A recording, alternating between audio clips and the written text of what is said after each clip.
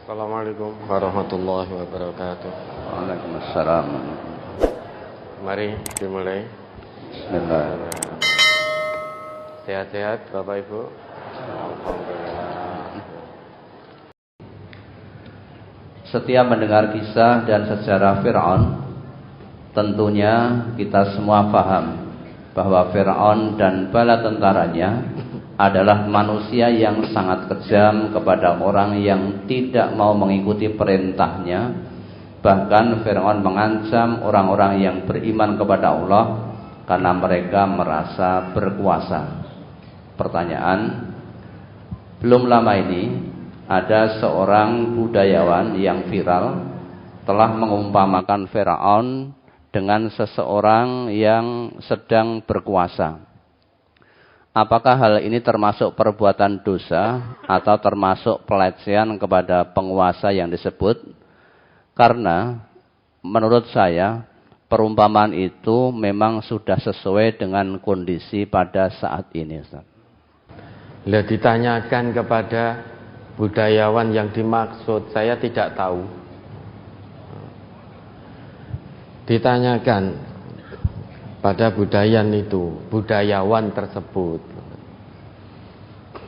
kisah Fir'aun yang disebutkan dan diabadikan oleh Allah di dalam Al-Quran ini, itu tujuannya agar kita ini, siapapun kita yang hidup setelah Fir'aun, artinya menjadi generasi sesudah Fir'aun, nanti jika Allah berikan amanah kepada kita berupa amanah kekuasaan, amanah kepemimpinan, tidak hanya kepemimpinan dalam satu negeri saja, kepemimpinan dimanapun kita berada, mungkin dalam satu negeri, mungkin dalam satu perusahaan, mungkin dalam satu komunitas masyarakat, atau dimanapun kita diberi amanah kepemimpinan oleh Allah, jangan bertingkah laku,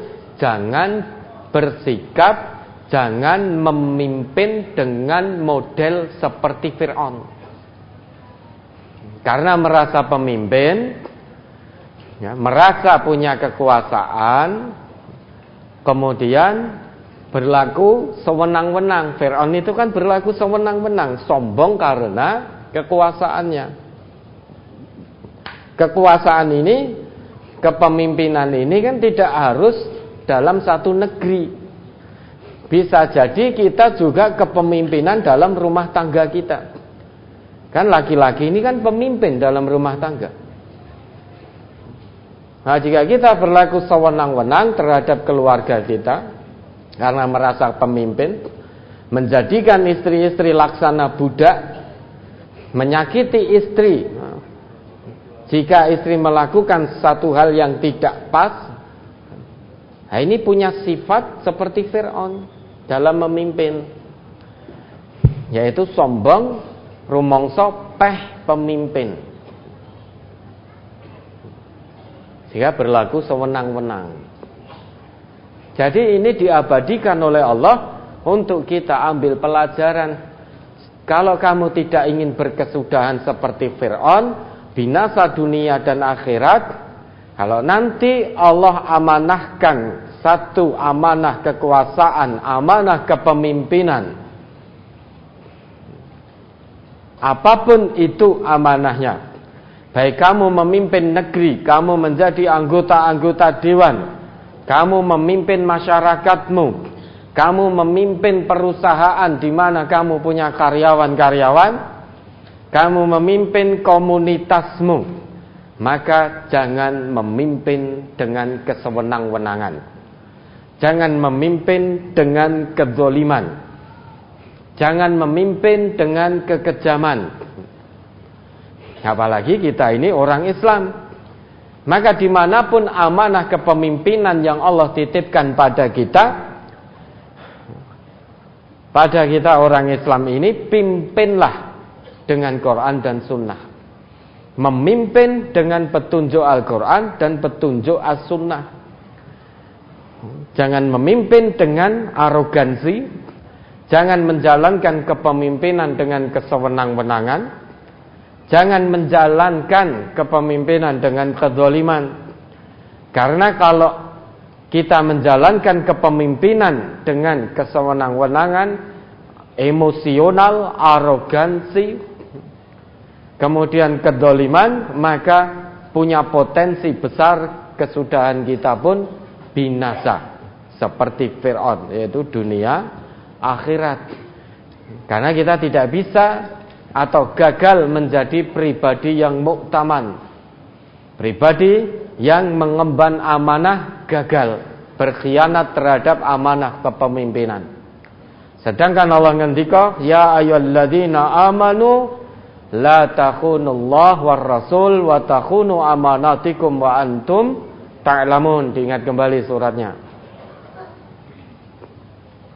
Ayatnya diingat kembali itu. Surat Al-Anfal ayat 27. Ya ayyuhalladzina amanu la takhunullaha war rasula wa takhunu amanatikum wa antum ta'lamun. Hai orang-orang yang beriman, janganlah kamu mengkhianati Allah dan Rasul, yakni Muhammad, dan juga janganlah kamu mengkhianati amanat-amanat yang dipercayakan kepadamu sedang kamu mengetahui. Khitab dalam ayat ini itu spesifik, khusus. Khitabnya, seruan Allah dalam ayat ini dikhususkan kepada siapa saja yang telah menyatakan keimanannya kepada Allah. Maka ayatnya berbunyi, dibuka, ya ayyuhalladzina amanu, wahai orang-orang yang telah menyatakan keimanannya. Sifatnya tidak universal. Kalau ayatnya ya ayyuhan nas, berarti universal, umum, mencakup semua manusia. Lah ayat ini spesifik, ditujukan khusus bagi hamba-hamba Allah yang telah menyatakan keimanannya kepada Allah. Oleh karena itu, Abdullah bin Mas'ud pernah mengatakan, ya, berulang kali kami sampaikan ini untuk mengingatkan kita semua. Fa idza sami'tallah yaqulu ya ayyuhalladzina amanu fa'ar'i laha sam'aka.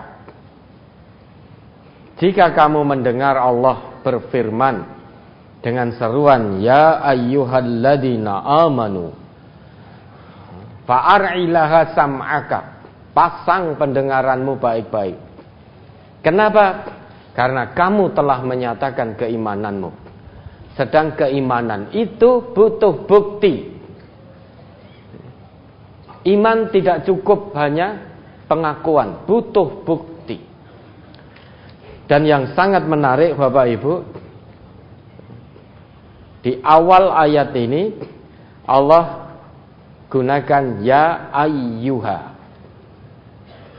Maknanya sangat dalam di balik kata ini ya ayyuha. Ya itu huruf nida. Huruf nida dalam gramatika bahasa Arab setidaknya ada 14. Nah, lebih lengkapnya nanti tanya beliau ini. Beliau seorang alim bal alamah beliau ini. Syekh Ali. Alhamdulillah. Huruf nida dalam gramatika bahasa Arab itu kurang lebih ada 14. Ada ai, ada wa, ada ya, dan seterusnya. Tapi dari ke-14 huruf nida ini yang paling fleksibel, bisa digunakan untuk setiap kondisi itu ya. Yaitu harfun nida, huruf panggil lil ba'id, untuk memanggil yang jauh. Nida lil mutawassit, untuk memanggil yang pertengahan. Atau nida lil qarib, untuk memanggil yang dekat. Berarti ini mengandung makna huruf nida ya dalam ayat ini Ini seakan-akan Allah sedang memanggil hamba-hambanya yang telah menyatakan keimanannya. Wahai hamba-hambaku yang telah menyatakan keimanan kepadaku, baik yang saat ini sedang jauh dariku, tapi telah menyatakan imannya, atau yang saat ini kedekatannya denganku ada di pertengahan, kadang dekat, kadang jauh, tapi telah menyatakan keimanannya. Atau yang saat ini sudah sangat dekat sekali denganku, terus ingat kepadaku di setiap kondisi dan situasi. Ini maha kasih sayang Allah. Seorang yang telah menyatakan keimanannya, saat dia jauh dari Allah pun masih diingatkan, dipanggil lagi oleh Allah. Ojo ado-ado, hayo rene nyedak. Yang masih jauh menyatakan keimanannya, sudah ngaku iman tapi masih jauh dariku, sini mendekat.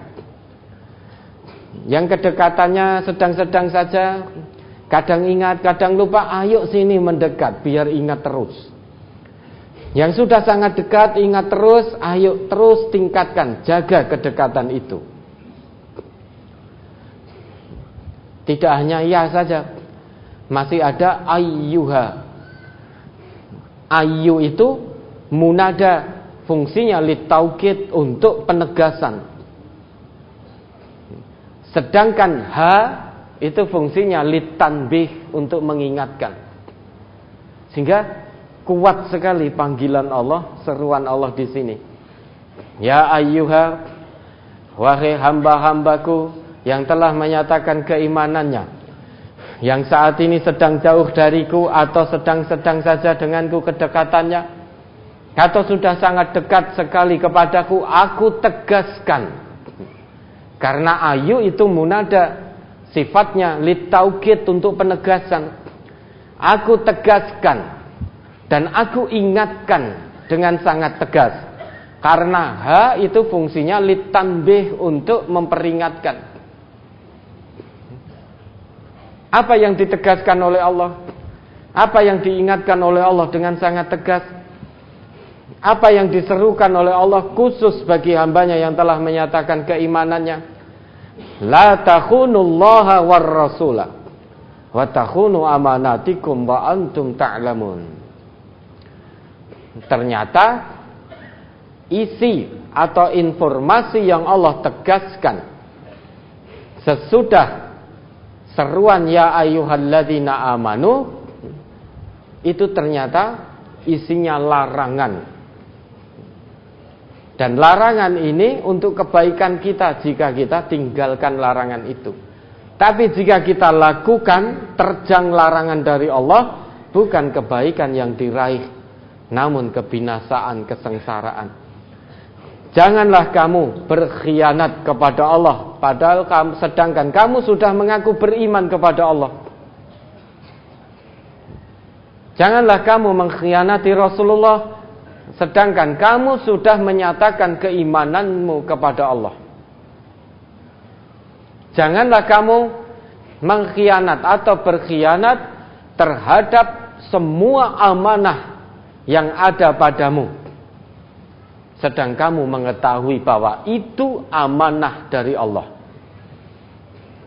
Semua amanah yang ada pada kita, orang yang beriman itu tahu apa yang ada pada kita itu amanah dari Allah. Kesehatan yang ada pada kita itu amanah dari Allah. Akal pikiran yang ada pada kita itu amanah dari Allah. Penglihatan yang ada pada kita itu amanah dari Allah. Maka gunakan sesuai dengan fungsi yang Allah tetapkan. Amanah Allah, mata digunakan untuk melihat yang baik-baik, bukan hanya sekedar untuk melihat. Amanah Allah, lisan digunakan sesuai fungsinya, berbicara yang baik-baik, bukan hanya sekedar berbicara. Kalau hanya sekedar berbicara, orang kafir pun dengan lisannya juga bisa bicara. Harta yang ada pada kita itu amanah dari Allah. Keluarga yang ada pada kita itu amanah dari Allah. Ilmu yang ada pada kita itu juga amanah dari Allah. kekuasaan yang ada pada kita itu amanah dari Allah. Maka jangan sia-siakan amanah itu. Jangan berkhianat terhadap amanah itu. Sedang kamu tahu itu amanah dari Allah, karena kamu telah menyatakan keimananmu. Maka semua kegiatan orang yang beriman itu harus landasannya, asasnya lillahi rabbil alamin. Dikerjakan, dilakukan karena mengharap ridho Allah. Orang yang telah menyatakan keimanan, seorang politikus misalkan, boleh dia menjalankan kegiatan politiknya, tetapi kegiatan politiknya tidak boleh keluar dari nilai-nilai Islam. Maka Bapak Ibu, politik Islam atau Islam politik? Ekonomi Islam atau Islam ekonomi? Yang mana yang betul? Islam politik. Kalau Islam politik, berarti nilai-nilai Islam harus kita tundukkan pada aturan-aturan politik buatan manusia. Sekalipun aturannya menyimpang dari nilai-nilai Islam, maka nilai-nilai Islam harus kita tundukkan pada aturan politik manusia. Sehingga akan kita dengar, jangan bawa-bawa Islam dalam berpolitik. Itu kan berarti aturan Islam harus tunduk pada kegiatan politik. Kalau Islam ekonomi, berarti aturan Islam, nilai-nilai kebaikan dalam Islam harus tunduk pada kegiatan ekonomi yang sedang kita jalankan. Berarti korupsi boleh. Ini jangan dipotong ya, nanti tiba-tiba korupsi boleh kan itu. Para koruptor itu bisa jadi koruptor yang ngaku beragama Islam, itu bisa jadi memahaminya bukan ekonomi Islam, tapi Islam ekonomi. Mereka menjalankan kegiatan ekonomi karena berusaha untuk mendapatkan uang, berarti berkegiatan ekonomi. Sehingga aturan-aturan Islam yang mereka pahami hilang sudah. Tunduk pada aturan, sing penting ora konangan. Kalau Islam ekonomi berarti aturan atau nilai-nilai Islam ditundukkan, dipaksa untuk memaklumi kegiatan-kegiatan ekonomi yang bahkan menyimpang sekalipun dari aturan Allah dan Rasulnya. Korupsi, mencuri, palsu tanda tangan, sogok suap, markup anggaran, jual beli dengan mengurangi takaran. Nah, lah pripun, lah bagaimana? Wong semuanya sudah begitu. Semua itu sudah berkegiatan ekonomi, itu sudah mendarah daging. Biasa, itu hal biasa tuh, mengurangi takaran, mengurangi timbangan, menyembunyikan cacat barang dagangan. Loh, ini berarti nilai Islam dipaksa untuk tunduk pada aturan-aturan ekonomi buatan manusia, aturan-aturan ekonomi yang sudah dijalankan oleh manusia sekalipun menyimpang. Itu kalau Islam ekonomi. Boleh menjalankan politiknya. Kegiatan politik boleh dijalankan. Kalau dia seorang Islam, maka dia akan menjalankan kegiatan politiknya sesuai nilai-nilai Islam.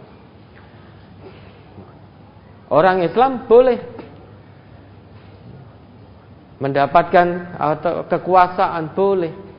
Tetapi jika dia orang Islam, dia akan menjalankan kegiatan kekuasaannya sebagai penguasa ini sesuai dengan nilai-nilai Islam.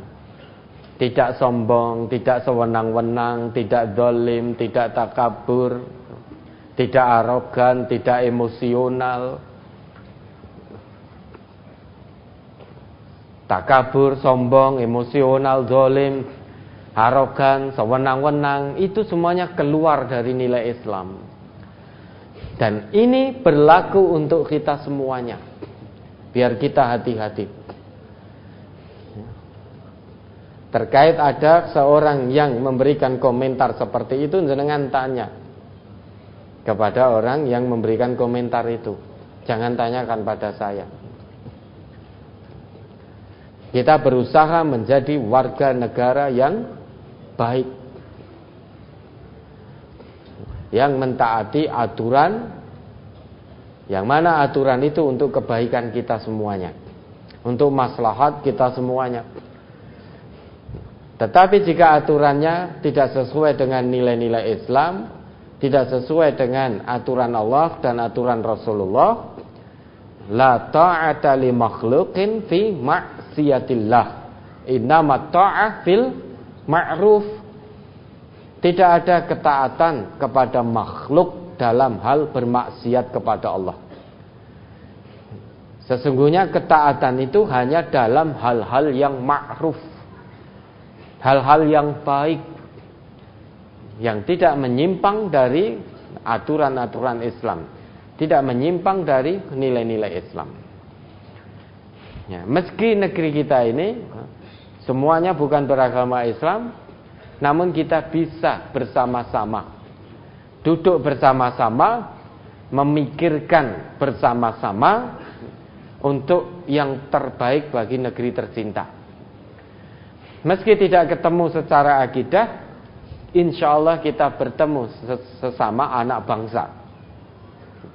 Semua anak bangsa punya kewajiban yang sama, yaitu membangun negeri yang dia cintai. Tapi dalam pembangunan negeri itu jangan menyimpang dari nilai-nilai Islam. Lah kita bisa duduk bersama-sama membangun. Pemeluk agamanya itu bisa rukun. Yang dirukunkan, yang diakurkan pemeluk agamanya. Sama-sama anak bangsa. Tetapi jangan coba-coba merukunkan ajarannya. Ya tidak rukun, tidak bisa akur ajarannya, tidak bisa. Karena sudah beda. Tetapi pemeluknya itu wajib diakurkan, dirukunkan sebagai sama-sama warga negara kesatuan Republik Indonesia. Dan insya Allah semuanya mencintai negeri ini. Nah, kita duduk bersama, berbincang, berdiskusi untuk kemajuan negeri kita. Ya, adapun kisah Fir'aun, kisah Qarun, kisah Haman diabadikan oleh Allah dalam Al-Quran biar kita tidak meniru langkah jejak mereka para pendurhaka ini. Lebih-lebih kita sudah menyatakan keislaman dan keimanan kita. Maka apa yang ada pada kita dari ujung rambut sampai ujung kaki, dalam status-status sosial kita, pekerjaan kita dan lain sebagainya, itu semuanya amanah dari Allah. Maka gunakan amanah itu sesuai dengan fungsi yang Allah tetapkan, Rasul contohkan. Jangan menyimpang dari fungsi yang Allah tetapkan dan Rasul contohkan. Kalau kita menyimpang, berarti kita berkhianat terhadap amanah Allah. Kalau kita mengkhianati amanah ini, amanah kekuasaan, amanah kepemimpinan, menjadikan kita sombong, berarti kita khianat. Menjadikan kita berlaku dolim, berarti kita khianat. Menjadikan kita berlaku sewenang-wenang, menyebabkan, berarti kita khianat. Dan seterusnya, dan seterusnya. Harta kekayaan juga begitu. Qarun sombong dengan kekayaannya, binasa juga. Haman sombong dengan ilmunya.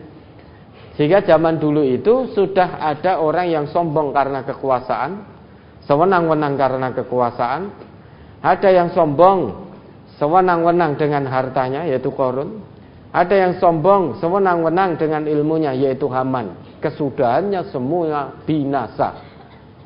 Diazab oleh Allah di dunia, di akhirat dilemparkan ke neraka jahanam, siksaan yang memedihkan tanpa ujung, tanpa tepi. Nah, ini harusnya bisa kita ambil pelajaran yang sangat berharga. Sampai Allah tegaskan dengan ya ayyuha. Dengan ya, dengan ayu, dengan ha. Ma hujjatuna, apa alasan kita untuk menawar ketetapan Allah lagi? Sedangkan Allah sudah tegas sekali dalam memberikan informasi, dalam mengingatkan hambanya. Maka kewajiban kita tinggal melaksanakan apa yang menjadi ketetapan Allah yang sudah sangat tegas dan gamblang ini. Ada lagi?